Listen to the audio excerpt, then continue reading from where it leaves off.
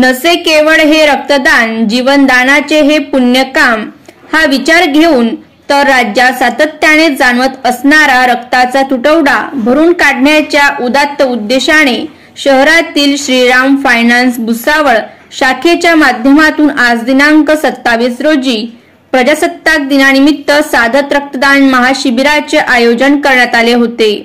प्रसंगी श्रीराम फायनान्स भुसावळ शाखेच्या कर्मचाऱ्यांद्वारा एकूण 50 रक्त पिशव्यांचे संकलन करण्याकरिता सर्व कर्मचाऱ्यांचा अभूतपूर्व प्रतिसाद मिळाल्याचे श्रीराम फायनान्सचे ब्रांच मॅनेजर निखिल बक्षी यांनी सांगितले।